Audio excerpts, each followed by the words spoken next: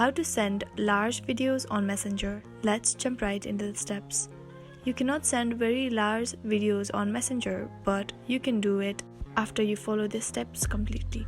First, you want to go ahead and open YouTube on your phone. After that, you want to tap on the plus sign that is on the bottom. Go ahead and tap on upload a video and select any of the video that you want to send that exceeds Messenger limits.